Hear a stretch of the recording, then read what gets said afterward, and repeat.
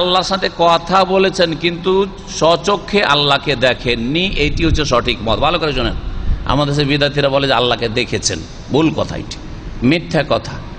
এটি আমি বলছি না যে মিথ্যা কথা।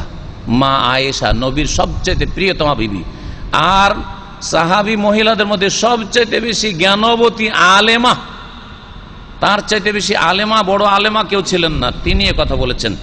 এই মর্মে সংক্ষিপ্ত দুটি হাদিস শোনাই।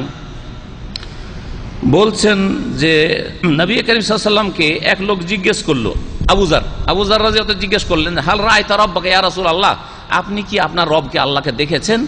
কালা, তখন নবী সাল্লাল্লাহু আলাইহি ওয়াসাল্লাম বলেন, নূরুন আন্না আরাহু, তার জাত, তার সতত নূর, আর নূর, নূরকে আমি কি করেই দেখতে পারি এই চোখ দিয়ে, নূরকে আন্না আরাহু, কেমন করে আমি দেখতে পারি। আরো বলছেন মা আয়েশা রাদিয়াল্লাহু তাআলা আনহা, সহিহ বুখারী সহিহ মুসলিম হাদিস রয়েছে, মান জামা আন্না মুহাম্মাদার রাআ রাব্বাহু, কেউ যদি ধারণা করে যে মুহাম্মদ সাল্লাল্লাহু আলাইহি ওয়াসাল্লাম তার প্রতিপালককে আল্লাহকে দেখেছেন, ফাকাদ আযামা আলাল্লাহিল ফিরিয়াতা, তাহলে সেই ব্যক্তি চরম মিথ্যা কথা বলল। সেই ব্যক্তি কি করলো?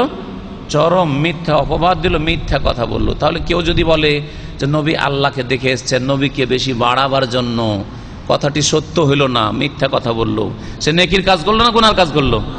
মা আয়েশা বলছেন যে গুনহার কাজ করলো। আজামাল ফিরিয়া, চরম মিথ্যা অপবাদ দিল সে নবীর প্রতি।